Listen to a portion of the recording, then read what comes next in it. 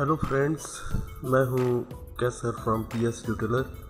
ये एक इमेज है हमारे सामने जिसका बोरिंग सा बैकग्राउंड है और इस इमेज को ह्यूमन इमेज को हमने एक अच्छे बैकग्राउंड में इसके लिए एक अच्छा बैकग्राउंड हमें चाहिए।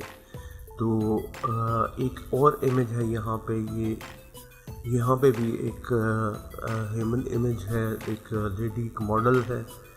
तो बजाय इसके कि हम गूगल से इमेज उठाएं और बैकग्राउंड उठाएं, सीनरी उठाएं, हम इस इमेज को बैकग्राउंड के लिए अपने बैकग्राउंड के लिए कन्वर्ट करेंगे।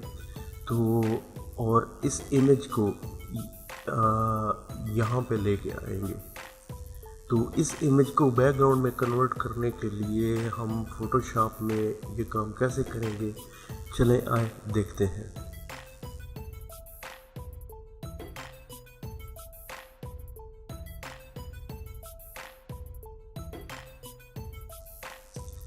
तो सबसे पहले तो आपने इस इमेज की जिसका हमने बैकग्राउंड बनाना है, Ctrl+J प्रेस करके इसकी एक डुप्लीकेट लेयर यहाँ पे बनाएं और इस डुप्लीकेट लेयर पे राइट क्लिक करके इसको कन्वर्ट टू स्मार्ट ऑब्जेक्ट में चेंज कर दें। तो आप यहाँ पे एक ये डॉट, ये सर्कल देखेंगे, ये स्क्वायर देखेंगे, सर्कल नहीं स्क्वायर देखेंगे। इसका मतलब है कि हमारा इमेज यहाँ पे स्मार्ट ऑब्जेक्ट में कन्वर्ट हो चुका है। अब आप फिल्टर में जाएं और यहाँ से अब पिक्सेलेट में जाएं और इसके बाद मेजरटेंट पे जैसे ही हम क्लिक करेंगे तो ये विंडो यहाँ पे ओपन होगी। यहाँ पे टाइप में आपको बहुत से ड्रॉप डाउन मेनू में बहुत से ऑप्शंस यहाँ पे मिलेंगे। यहाँ पे हमने ये कोर्स डॉट्स इसको यहाँ पे सेलेक्ट करना है और इसको हम यहाँ पे ओके कर दें। तो इसके बाद अपने यहाँ से दोबारा से फ़िल्टर में जाना है और ब्लर में जाना है और इस मरतबा रेडियल ब्लर में जाएंगे। रेडियल ब्लर में अमाउंट हम यहाँ पे 100 रखेंगे और स्पिन की जगह हम यहाँ पे जूम को चेक करेंगे और क्वालिटी इसकी यहाँ पे गुड रखेंगे, बेस्ट रखें, आप बेस्ट कर दें यहाँ पे और इसको यहाँ पे ओके कर दें। तो ये फ़िल्टर यहाँ पे आपका अप्लाई हो जाएगा। इसके बाद इस फ़िल्टर को रीअप्लाई करने के लिए दोबारा से हम यहाँ पे रेडियल ब्लर, ये टॉप पे हमारा जो लास्ट फ़िल्टर हमने यूज़ किया होता है वो फ़िल्टर के टॉप में यहाँ पे आ जाता है। तो रेडियल ब्लर हमने यहाँ पे जो यूज़ किया था उसकी शॉर्टकट की भी है, Alt Ctrl और F को प्रेस करें तब भी, और आप यहाँ पे क्लिक करें तो ये फ़िल्टर दोबारा से यहाँ पे अप्लाई हो जाएगा। यहाँ पे आप इसको पे करें तो ये फ़िल्टर यहाँ पे दोबारा से अप्लाई हो गया। अब इसके बाद आप फ़िल्टर में जाएं और अब डिस्टॉर्ट में जाएं और डिस्टॉर्ट में आप 12 का जो ऑप्शन है इस पे आप क्लिक करेंगे यहाँ पे और इसकी जो एंगल है 125 हम यहाँ पे रखेंगे और इसको यहाँ पे ओके कर देंगे। और यहाँ पे आप देखेंगे कि ये सारे स्मार्ट फिल्टर्स जितने भी हमने यूज़ किए हैं उनकी लिस्ट यहाँ पे मौजूद है। तो 12 जो हमने लास्ट में यूज़ किया था उसके यहाँ पे ये आइकॉन आपको नज़र आ रहा होगा। इस आइकॉन पे आप डबल क्लिक करेंगे तो इसके ब्लेंडिंग ऑप्शंस यहाँ पे ओपन हो जाएंगे। तो ब्लेंडिंग ऑप्शंस जब ओपन होंगे तो इसको आपने लाइटर कलर में यहाँ पे इसका मोड लाइटर कलर रखना है और ओपेसिटी इसकी 100% ही रखनी है और इसको यहाँ पे हम ओके कर देंगे। और अगेन आप फ़िल्टर में जाएं, डिस्टॉर्ट में जाएं और अगेन 12 का जो फ़िल्टर है इसको हम यहाँ से क्लिक करेंगे, लेकिन इस मरतबा हम 125 की बजाय हम -125 इसका एंगल रखेंगे और इसको यहाँ पे ओके कर देंगे। और सेम इस आइकॉन पे हम यहाँ पे डबल क्लिक करेंगे तो इसके ब्लेंडिंग ऑप्शंस यहाँ पे ओपन होंगे। ब्लेंडिंग ऑप्शंस यहाँ पे ओपन होने के बाद आप इसका भी जो ब्लेंडिंग ऑप्शन है वो लाइटर कलर करेंगे और यहाँ पे ओके कर देंगे।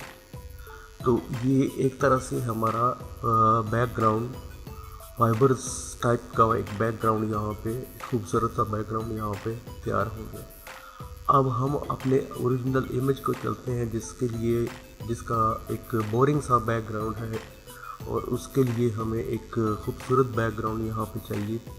तो पहले हम इस इमेज को अनलॉक करेंगे। ये इमेज लॉक है तो इस लॉक आइकॉन पे यहाँ पे क्लिक करेंगे और तो इमेज अनलॉक हो जाएगा यहाँ पे। अब इसकी इमेज की यहाँ पे प्रॉपर्टीज़ में विंडोज़ के ड्रॉप डाउन मेनू में आपको यहाँ पे प्रॉपर्टीज़ मिलेंगी। तो प्रॉपर्टीज़ पे आप क्लिक करेंगे यहाँ पे तो ये प्रॉपर्टीज़ के ऑप्शंस हैं यहाँ पे रिमूव बैकग्राउंड। तो आप रिमूव बैकग्राउंड पे क्लिक करेंगे तो इसका बैकग्राउंड फोटोशॉप रिमूव कर देगा। फोटोशॉप AI यहाँ से रिमूव करेगा और इसके साथ यहाँ पे ये मास्क एक बना देगा। अब इसको इमेज को हम यहाँ से ड्रैग और ड्रॉप करते हैं अपने इस बैकग्राउंड जो हमने बनाया उस पर।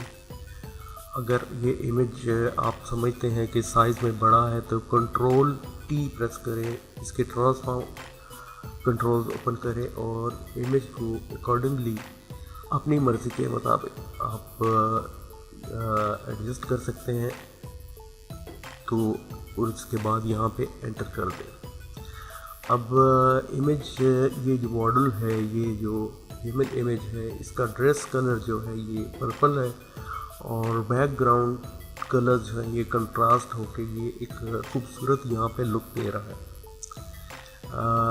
लेट मी क्लोज ये ग्रुप जो है मैं प्रॉपर्टीज़ का ये मैं यहाँ पे क्लोज करता हूँ ताकि आपको वाज़ेह तौर पे यहाँ पे दिखाई दे सके। लेकिन अगर हम ये चाहते हैं कि बैकग्राउंड में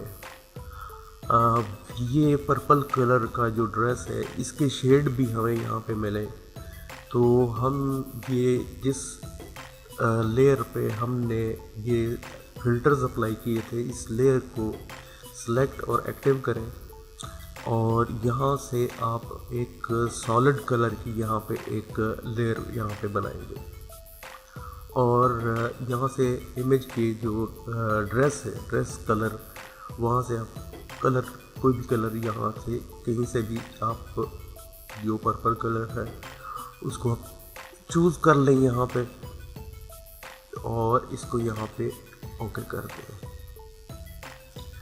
अब इसका यहाँ पे हम ओवरले अगर यहाँ पे रखें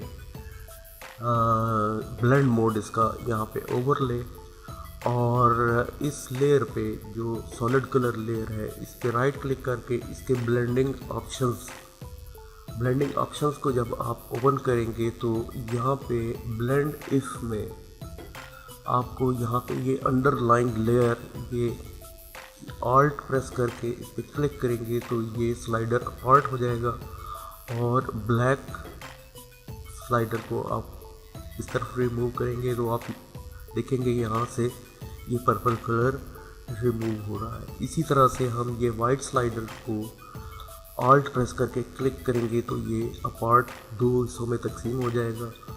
तो जो लेफ़्ट है इसको हम यहाँ से मूव करेंगे और इस तरफ ले आएंगे तो ये और इसके बाद इसको यहाँ पे ओके कर देंगे। अब इसकी ओपेसिटी हम यहाँ पे अगर 75% और अकॉर्डिंगली आप अपनी मर्ज़ी से भी चूज़ कर सकते हैं 50% यहाँ पे दें तो यहाँ पे आप देखेंगे कि अब आपकी जो इमेज के ड्रेस कलर्स के साथ थोड़ा सा बैकग्राउंड में इस लेयर को डिसेबल और एनेबल करता हूँ तो आप देखेंगे कि ये इमेज के ड्रेस कलर्स की शेड भी पीछे बैकग्राउंड में यहाँ पे मौजूद है।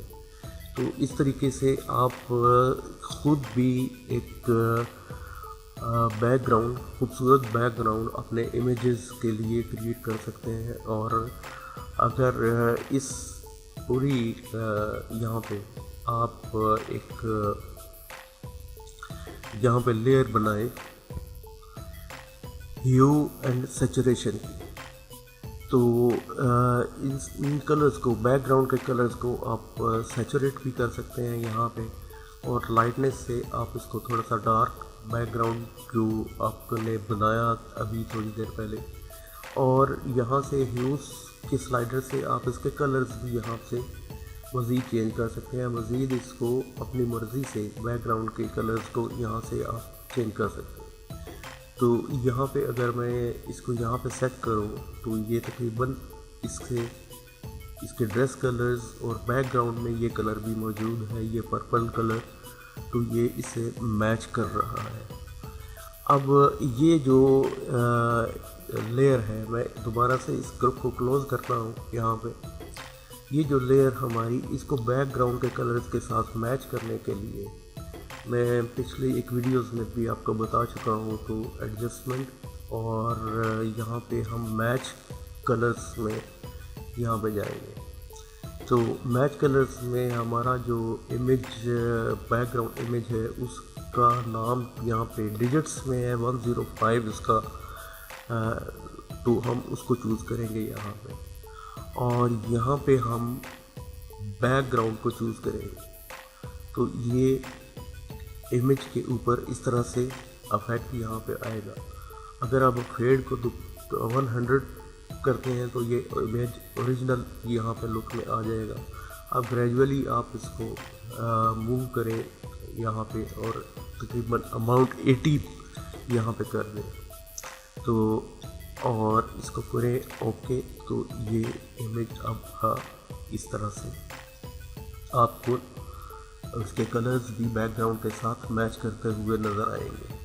तो मैं उम्मीद करता हूँ कि ये वीडियो आपको पसंद आई होगी। पसंद आई हो तो लाइक कीजिए, सब्सक्राइब कीजिए। Thanks for watching.